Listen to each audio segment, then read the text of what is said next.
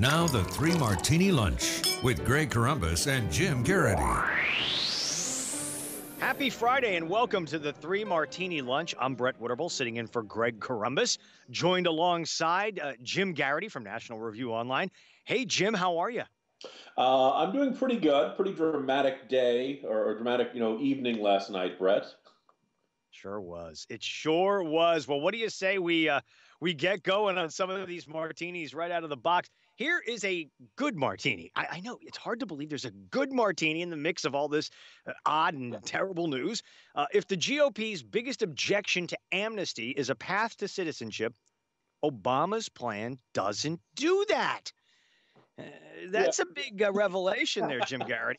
I'll pause for all of our listeners to high-five each other in excitement. And people might be saying, well, you're really reaching for a silver lining to this decision. But let me observe, one, this has the potential to really tear apart the Democratic Party in a way it doesn't for the Republican Party. Because no matter, yes, there are some Republicans who support a path to citizenship and things, that a lot of us would call amnesty within the party. I don't think there are that many who would say, oh, but we really love the way Obama's doing it. We're really glad that the president has decided to unilaterally rewrite immigration law and completely, close out Congress out of that. So we've got this very good argument of the Constitution to go forward on this and to argue that Obama what he's doing is nowhere near like what was done in previous executive orders. They were much smaller. They were nowhere near as controversial.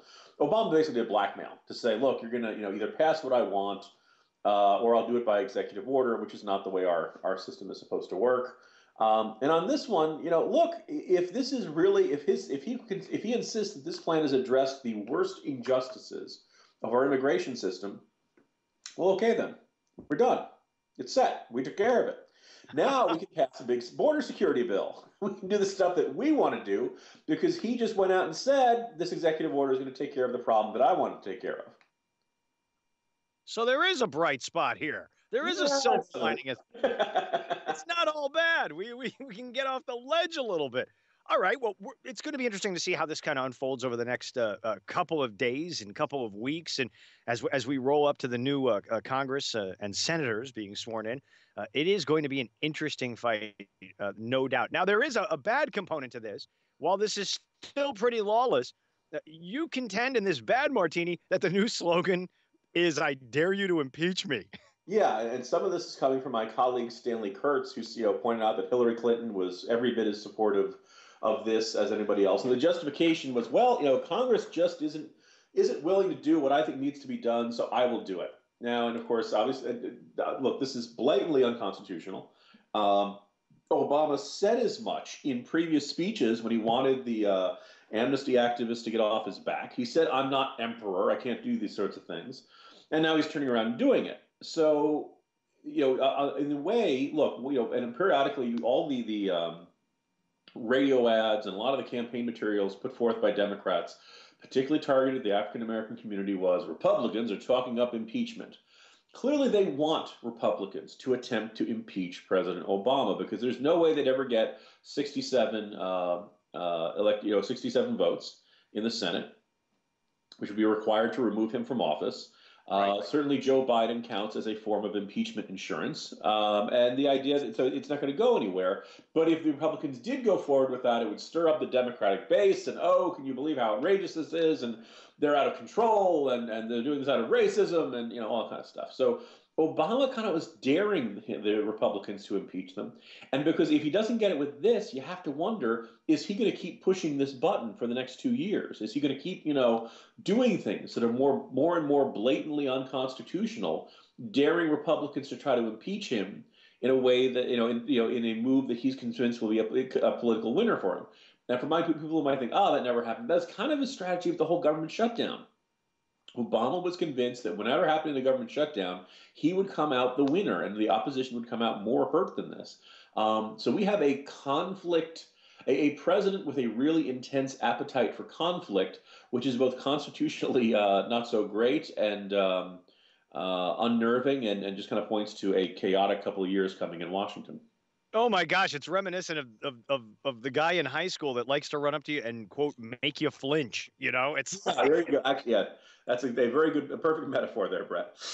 All right, well I try. All right, well here comes a very very crazy Martini. And this is fact-checking the crazy things Obama said in the speech.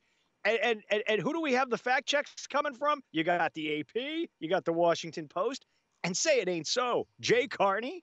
Yeah, that's where that they finally removed the mind control device or something, or he took a severe blow to the head. Yeah, no.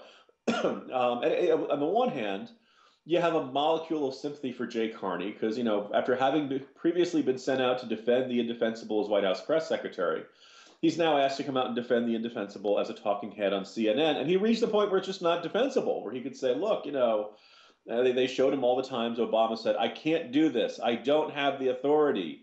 And now, of course, today he says he does have the authority. Carney has to say, I think he could have had those words back, especially the first clip where he specifically talked about suspending deportations. That is literally what he is doing today. In later instances, including when I was there, he would speak carefully about what he could not do as president. He can't change the law. He can't provide a path to citizenship. When Jay Carney is basically saying Obama is violating what he said earlier, that's a sign that that's literally that's indefensible. That is Baghdad Bob saying, okay, the tanks are in Baghdad. Right. And obviously, look, a lot of things Obama said yesterday were not true. Interestingly, he did not mention work permits at all last night, and yet that's a big part of the plan. And the answer is that not deporting illegal immigrants polls a lot better than giving them work permits. The fact that children apprehended in border crossings is lower than it's been in 2 years, that's not true. Number of people trying to cross our border illegally is at its lowest level since the 1970s. No, not true. When I took office, I was committed to fixing this broken immigration system. That's why he's acting at the end of his 6th year in office. Right. We're kind of used to untruths from Obama. It's interesting that I had been saying from the beginning, if this was popular, he would have been doing this before the election.